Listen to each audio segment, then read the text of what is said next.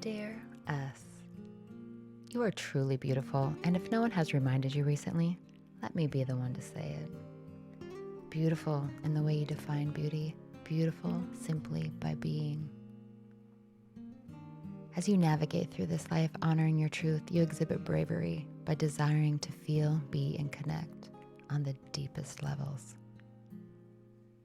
You view the soul and the physical as one, recognizing the preciousness in every being with an invitation to come as you are. You are expressive and unique. Your ability to give and receive exemplifies the essence of nature that is you.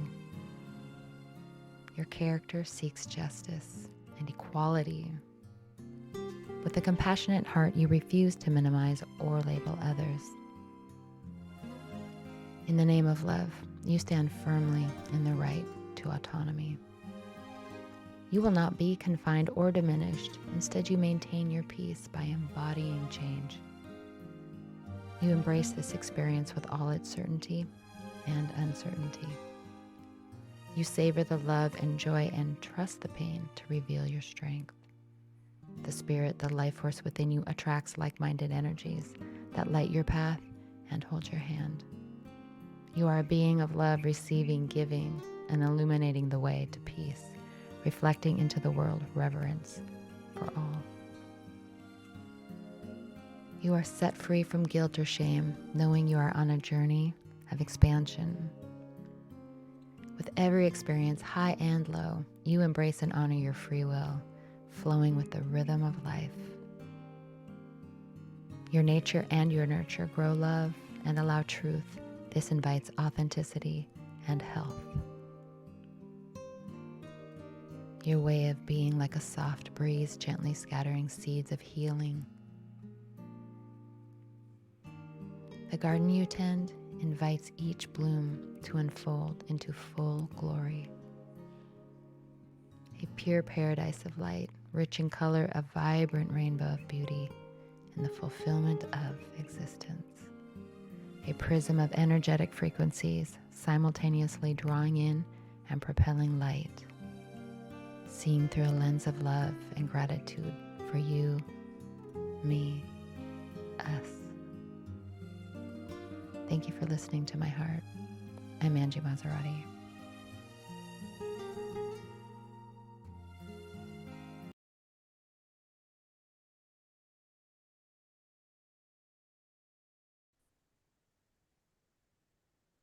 Hello, everyone, and welcome to the RV Book Fair 2024. I'm your host, Lucia Matuonto, and today we are diving into the topic, Creating Words for Young Minds. Author and illustrator discuss the magic of children's book. But before we start, I would like to introduce you to my co-host today, Pat Backley. So Pat, welcome to the RV Book Fair. Thank you, Lucia. I'm delighted to be here again. I just love doing these book fairs. This is the third one you've invited me to co-host, and I just love it because I get to meet so many fabulous authors, people I would never cross paths with probably normally, or from all over the world. So thank you very much for the invitation. I'm looking forward to it very much. Thank you. Of course, it's my pleasure. Would you like me to start? Shall I start today? Yes. Okay, that's great. Welcome to our guests. Andra, could you tell me what got you started with writing? Sure. So I've always loved to write. I've always done writing of different sorts. I did a lot of advertising writing, wrote for some newspapers here, but I always wanted to write a book, of course. And like so many authors, I started and stopped probably a million times, getting discouraged each time because it really felt sort of overwhelming. So when I had my children many years ago, each night before bed, I would let them choose 3 stories to read, 3 picture books. And of course, they would choose the longest picture books they could find to postpone bedtime. And I remembered how much I loved children's books and picture books. So I decided that I would try to write a children's picture book.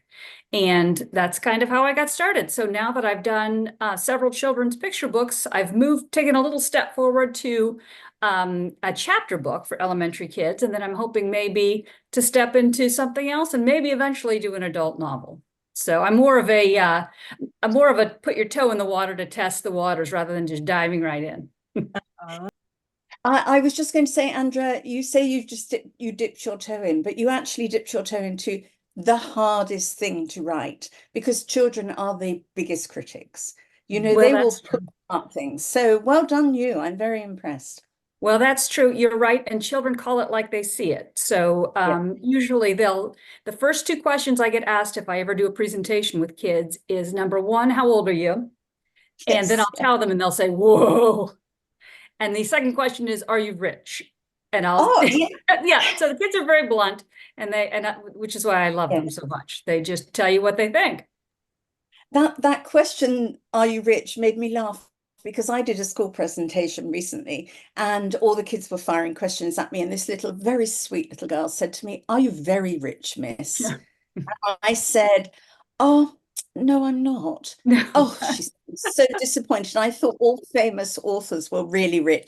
Well, I went out there with my head about this size. So I know that your comment that kids say, are you rich? Because in their minds, they think writing a book is such a really big deal, which I think we as authors tend to forget. It becomes so much part of us that we just think, oh, it's really quite ordinary, but it's actually not quite ordinary. The percentage of the population that write and publish a book is minuscule.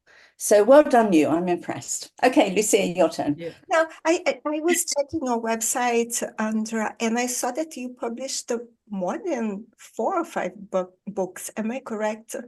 That's right. And Andy illustrated all of them for me. So we have been a team this whole time. And Angie is also my illustrator, so I understand why you chose him. And for Angie, when did you discover your talent for illustration? Oh, that's a hard question. I started drawing when I was 4 years old. So one day it was raining. I was very bored, so I copied out of a comic because I couldn't really go out and play. So I thought I'd start drawing. But then after that, I got really into it, started drawing every day. And by the time I was 12, I think, I started getting paid to do it. But it took me quite a while. I didn't start illustrating books until I was in my 30s. So I was doing other things. But as soon as I started illustrating books, I felt like I'd kind of arrived at what I really wanted to do. There's something about the process of illustrating a book which I really, really enjoy. So that's wonderful. Yeah, and you didn't stop since you were... I've done about 30 books now. Which is quite a lot, I think. Yeah. So I keep getting books. So yeah, I really enjoy it. I really enjoy working with authors. I really enjoy bringing stories to life and getting the characters right. And I've loved working on the Doggy Drama books. We've actually done 6. And I have I've got pretty much all of them. I think there's a couple I haven't got, but they're some of my fondest memories. I love drawing the characters. I love Riley and Lucy, and just the way that we put the characters together and the pictures together are some of my favorite pictures. I've got them on my website, and I'm very proud of them. Very proud of these books. So yeah. That's great. I've never actually spoken to an illustrator before. I've spoken to cover designers and obviously formatters and stuff. So it's really good for me to speak to an illustrator. So I'll learn a lot more as we go through our chat. Thank you, Andy.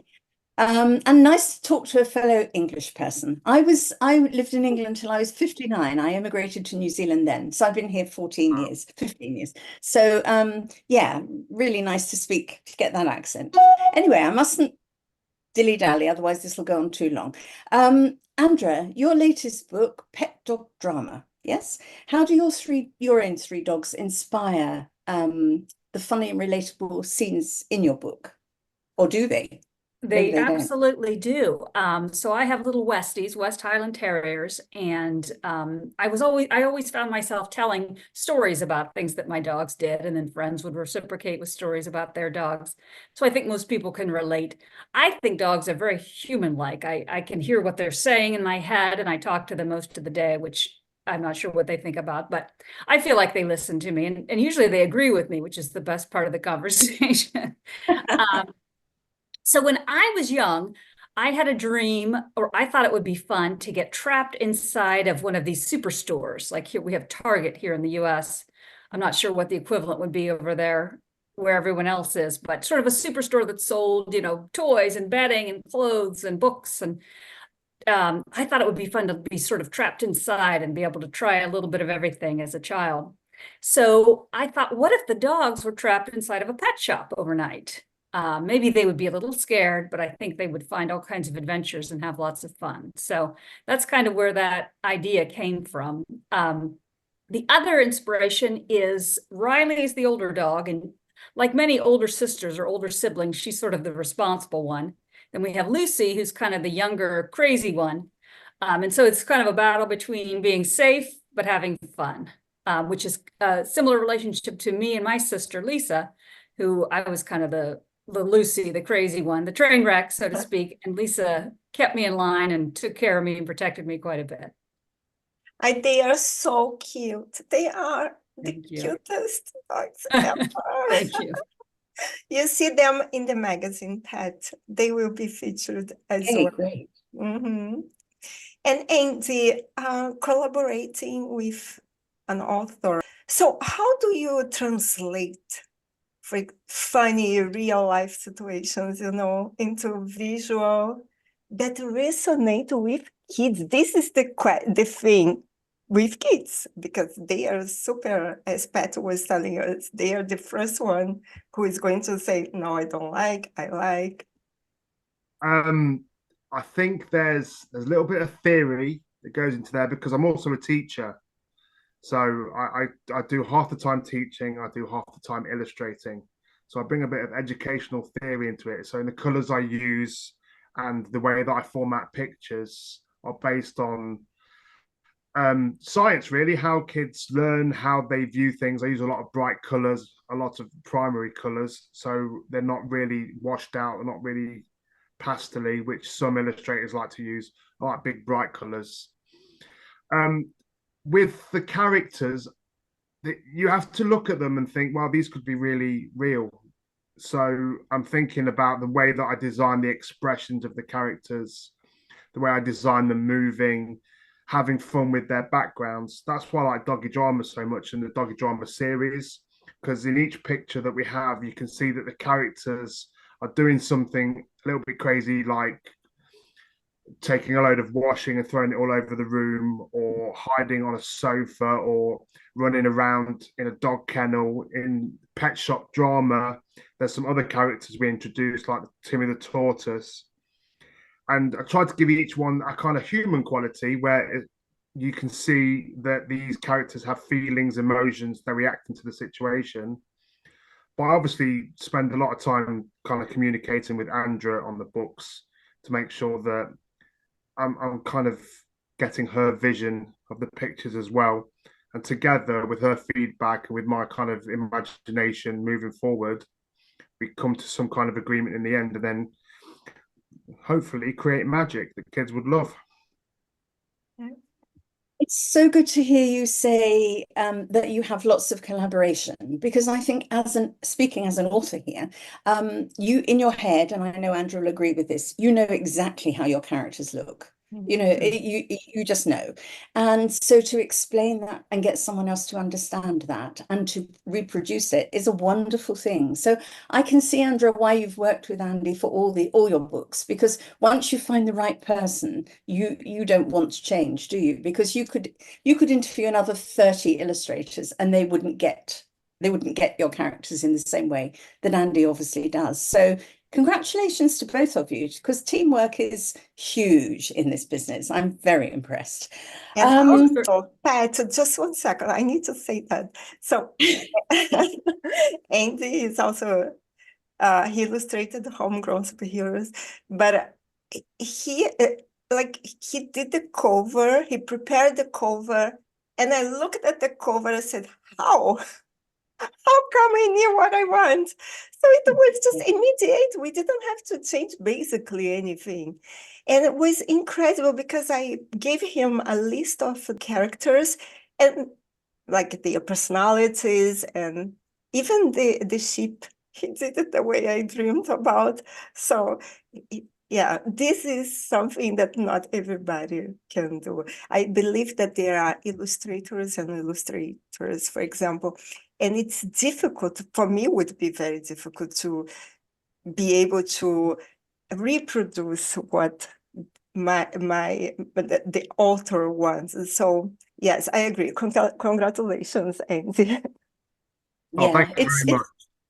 it's an enormous skill. And as you said, I wonder if because you're a teacher as well, you're with kids all the time, you understand their mindset, which a lot of illustrators who probably sit in a nice little air-conditioned office and never live in the real world, they don't get kids the way you do, probably. I don't know. I'm just assuming. I think so. I have a daughter as well. So I've read Mm. lots of books with her growing up. She's quite a reader. But Andrew was very clear about ideas. It was, I think, the fifth book, I tried to change the style of what I was drawing. And Andrew was like, no, we need to go back to the original. She had a very clear idea about this. I love that style to begin with. So we went Yeah. back to the original style, which, as an illustrator, my style is always developing. As I'm doing more and more books, I'm adding more and more details. So it's kind of having to change styles to meet the needs of the author. That's why you have to keep talking. I know a lot of illustrators are very, they will do one picture, they will change it once, and then that's it. You don't get any more. You have to invest more with them if you want any more changes. I find that very restrictive. For me, if you hire me for my time until the thing is done. And then I will change it again and again. Lucia is very kind in saying we got it right first time. We didn't. No, but just a Lucia, minimal thing was really something minimal. Andrew, your books focus on sibling rivalry, which many kids can obviously relate to. Sure. What message do you hope children will take away from these stories? So when I do a school presentation, I'll usually say, okay, who here fights with their brother or sister? Raise your hand. And every single kid, of course, raises their hand because that's such a natural part of life. And that's sort of what inspired me to write my first doggy drama picture book, because I have two children and they were very young at the time. I have a boy named Max and a girl named Mia, and they're in the books. And they fought quite a bit. It was clear they loved each other, but of course they fought over everything. And no matter what I did, one was mad because the other one got more attention, or somebody's Christmas gift was bigger, or we all can relate to that. We try so hard to be even, but someone always felt like the other one, has it easier. So I think that's such a common thing for anybody who has a sibling. So I wanted my message and so I noticed how the dogs were sort of the same way. If I would pet one, the other one would want me to pet her. Or if I gave one a treat and not the other, well, that's just completely unfair. So I sort of made the connection between how dogs must feel that sort of sibling rivalry and jealousy with kids. And that's kind of what inspired me. So of course, the message is that it's okay. It's normal to be jealous or to be angry with your siblings. I think you can't make kids think that's bad. But in the end, it's nice to have a companion and a friend and someone who, with that shared history, and somebody you can always count on. So I know what Thank you. I have a sister, and we fought so much when we were kids, of course. And it's like fighting and being friends again. But it's just very relatable to anybody, I think, anybody with a sibling. Yeah, I'm the eldest of four, and relatively recently, my sister, who's now almost 70, said to me, "Oh, you were so bossy." She said you were horrible, bossy older sister. So there we go. It's in every family, I think, isn't it? So, Angie, do you ever incorporate details or, like, let's say, Easter eggs in your illustrations that are meaningful to you? Or yes? Yeah, I do. Well, in some of the books, depending on whether it's the kind of thing that will service the book and add value to it, I will do that. I've done some books with Stephen Joseph, who we both know, done the Snoodles in Space. There's lots of Easter eggs in that. So because he's created an entire world, I've created the world for him as well. So I've added characters that are not mentioned in the story, but actually add value to it. So the kids will go and look at the books again and again so that they can find these Easter eggs in it. And they'll suddenly notice we had in the first book, we had like a mayoral race where two people were trying to be mayor of Noodleham. It wasn't mentioned in the story at all, but within the background of all the pictures, you would see posters and you'll see people canvassing on behalf of the mayors, and the mayors would appear in different ones. So if you look very carefully, you would see all these different characters, which makes it seem a lot fuller. With the Doggy Drama books, they were a lot simpler because we wanted to focus on the core characters, the West Highland Terriers. So I tried to make their world seem real. I wanted to add, for example, in one of the books, we had a dog called Rosie, and she had a dog house. So I wanted to fill that dog house with things that I knew the dog would have, because my sister also has West Highland Terriers. So they're part of my world as well. So we had certain toys, we had dog bowls. I liked having the kind of the backyard where the dogs lived, but there'd be flowers there, there'd be trees, there'd be animals. Because kids like to, you're reading the story, but the kids are looking at the pictures as you're reading them, depending on their age, because maybe they need to use a visual clue to make sense of the words. So I figure that the actual pictures themselves need to be full if you are reading a page full of text. It's very boring and there's not much there with the illustration. They are going to get fidgety, they're going to get bored because they've seen the picture. So with my pictures, I put a lot in there so that they're constantly amused by the pictures, which is also making sense of the text. Does that make sense? Mm-hmm. Yes. That makes a huge amount of sense. Yeah, absolutely. Yeah. I think I remember as a child, I mean, I've always been a big reader, but I remember as a child constantly reading and rereading and rereading books because of the illustrations as much as the words. You know, the illustrations drew me in. I could imagine the world, and yeah, I think you're doing a great job. I think it's really important that we encourage kids to read and to learn a love of reading, because that's the only way you learn about the world. I mean, I grew up in a very poor family in which people now don't always believe because I speak quite well. The only reason I speak well is because my mother, I was the eldest, so she put a lot of input into me. And she said to me, Pat, you've got to speak well because it will take you far in life. Now, I am eternally grateful to that, because my siblings all have that kind of South London twang, if you like, which is not a very educated kind of an accent. So when I do my public talks and I say, I grew up in a poor family, people afterwards come up to me and say, we don't believe you grew up in a poor family. You speak too well. You obviously went to private school. Because we all have these preconceptions, don't we? But I grew up in a poor family where we really didn't have much. But my dad used to take me to the library. So as a tiny, tiny little girl, I got used to books, and it opened a whole new world to me. And I think it's incredibly important that children learn a love of reading, and that's where you two are doing a great job. So thank you for that, for all the future generations of children that are going to be inspired by your book. Okay, Lucia, sorry, I butted in. No, and I'm curious to know a little bit about Pet Dog Drama. Can you share with us about this book? Yeah, kind of about what it's about. So the dogs are in the backyard playing, and they notice that possibly they can escape. So the younger one suggests maybe we should go on an adventure. And the older one, Riley, says, okay, but as long as we're back by dinner.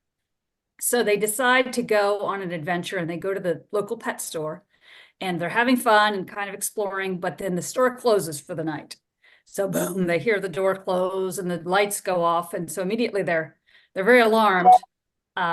So Lucy's very nervous that mom's going to be worried that we need to get home safely. And the younger one, Lucy, is more interested in just having fun. She sees all the animals and all the treats, and wants to start eating some of the foods and snacks.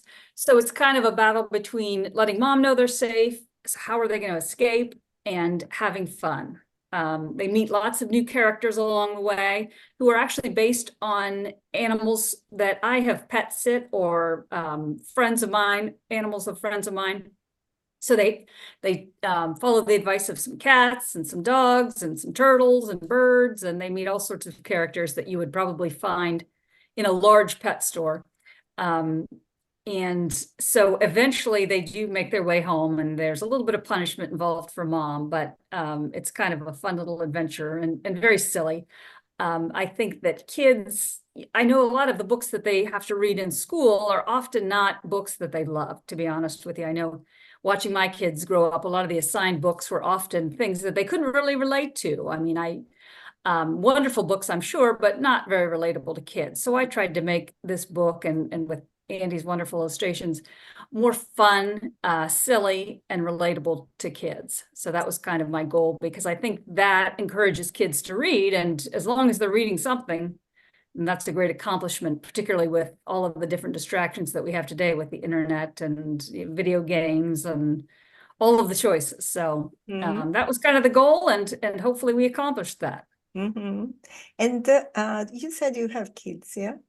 I do have kids. My daughter is 18 and my son is now 20. So they've grown, but yeah. I was going to ask you if they like your books, but they are grown up. They're grown. They never really thought much of it. You know, kids in their schools would say, "Oh my goodness, your mom's an author." And they'd say, "Yeah," you know, they weren't impressed. You know how your own kids are. They're not impressed by us, are they? And they needn't be. Once you get grandchildren, your children then will be very impressed, because they can their kids, "Oh, your grandma, she did this." And yeah, your time will come, Andra. Your time will come. Angie, can I just ask you, what role do colours and expressions? You kind of answered this already, I guess, but what role do colours and expressions play in making your characters engaging and relatable, especially when they're depicting funny or exaggerated scenes? That's a good question.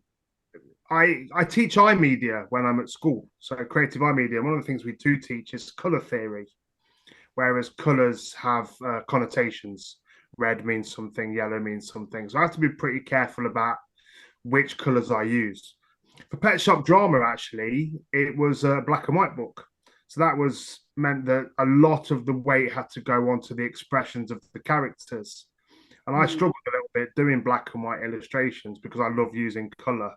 It's one of the, the big tools in my toolbox. So I did struggle a little bit doing black and white, but when you see the book, it's come out really well and it really suits the book. But usually, I have to think, I want it bright, I want it colourful, I want it to be almost like an extravaganza for the eyes, especially for kids. They get very excited with colours. But the colours also have to blend together and they have to not clash with each other. So I have to be careful. I'm quite lucky with Doggy Drama because the dogs are white. But I have to have different shades of white. There's a kind of a yellow hue for Lucy. There's a more bluey hue for Riley. But by them being white means that I can do a lot more with the backgrounds, but they have to be slightly realistic.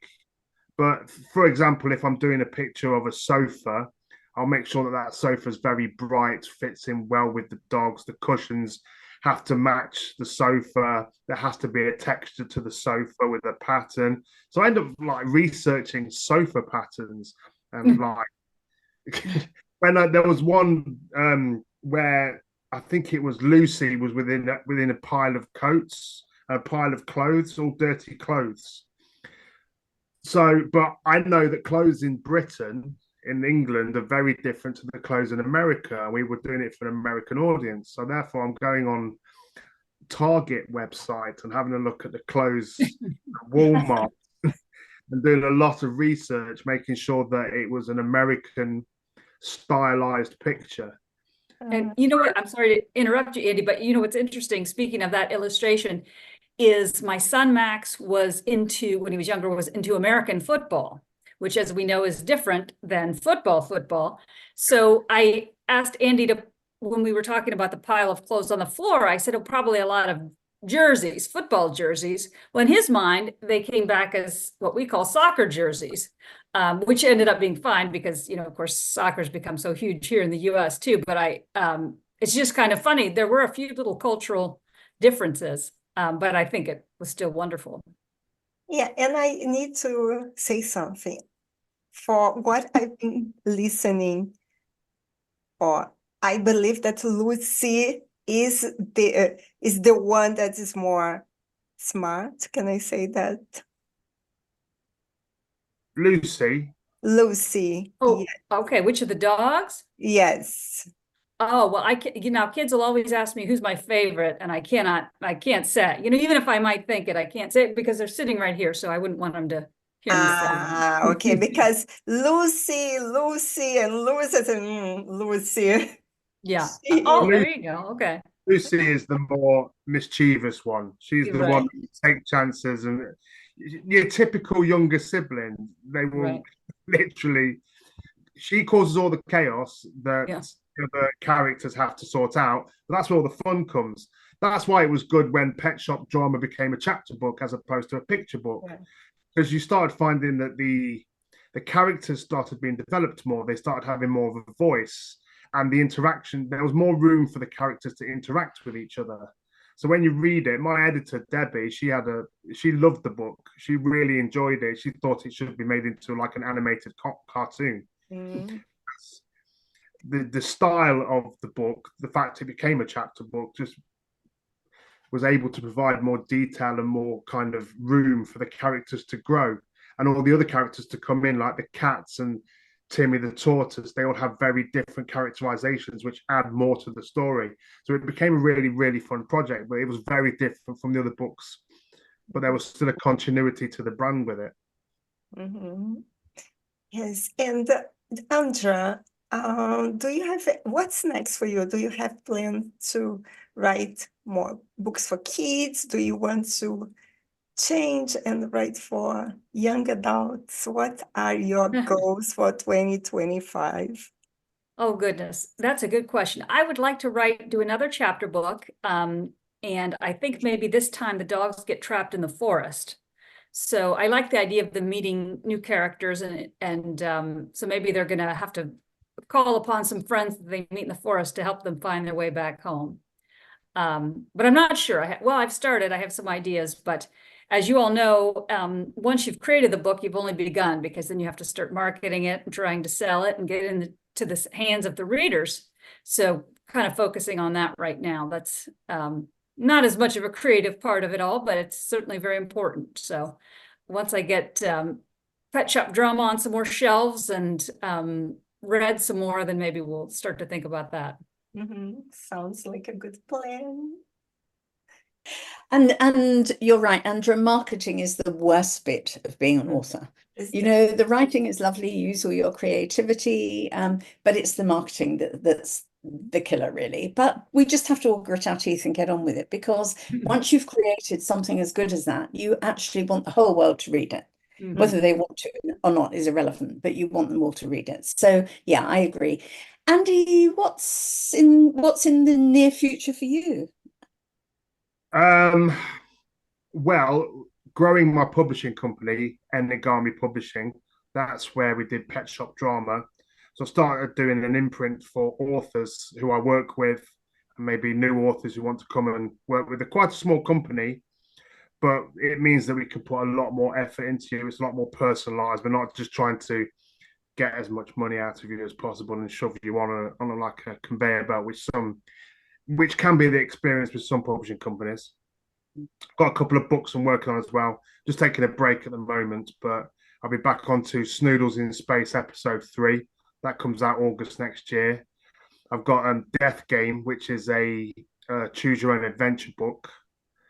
I've also my editor Debbie, she's working on a couple of books, including a more simplified version of Dr. Jekyll and Mr. Hyde, which we're quite excited about. Which is a great story, and but it's very dense. The language it can be something that excludes people from reading it. So she's been translating it and working on a new version of that. So we're quite excited about that, and hopefully we'll be releasing that next year. But just see what comes. Maybe it's going to be a new doggy drama book. That'd be lovely. I'd love to get to do those characters again. Yeah. Yeah, if I could put in a little plug for Andy and his Enigame Publishing. We had a wonderful experience working together. I'd used a different company previously, but I was thrilled with the experience that I had with Andy. He was very professional and he promised things and always delivered right on time, and very amenable to what I needed and what he would suggest, and really a wonderful option to work with. So if somebody has a book idea and doesn't know what do I do now, give Andy a call. He'll help you. He'll help you get there. Yeah. Thank you, Angie. That's lovely. Yeah, I found Angie because I interviewed him for the book fest. Remember, Okay. Angie? Yeah. And then Oh, yeah. also because Stephen kept talking about you, I said, no, I need to see more about his work. And I, of course, read Stephen's books. And what I saw from the pet dog drama is that it's so cute. And I was going to ask you, it's black and white because it's a chapter book. Yes. Right. Yeah. Right. It's about 100, little over 100 pages. Mhm. So it's a little more dense for elementary school readers. I guess you call those primary school readers. Mhm. And so I wanted to do something a little more affordable. I wanted to make the book affordable because a lot of kids regarding the picture book would say, I wish I could buy that, but my mom says we can't buy that or it's not in the budget. So we wanted to do something a little more affordable that kids can purchase. And so that's why we went with the black and white. Yeah. Good luck. Well, it's been absolutely fascinating talking to you both. Thank you so much. I've learned a lot. As I said earlier, I've never chatted to an illustrator before, or particularly in depth to a children's book writer, apart from Lucia, of course, who writes wonderful children's books. So it's been a really great experience for me this morning. So thank you very much for your time and your input and your talents, both of you. And thank you, Lucia, for inviting me to join you again. Of course, Pat. So thank you, everyone, for joining Thank you. us. Thank Yeah. you for having us. Of course, at Uncut with Lucia by wordauthors.org. And to our audience, don't miss out on the works of Andra, Gillum and Andy Cates for more thrilling reads that will keep you hooked until the last page. And please come back. I'll be super happy to learn more about that drama number, I don't know, 7. 7.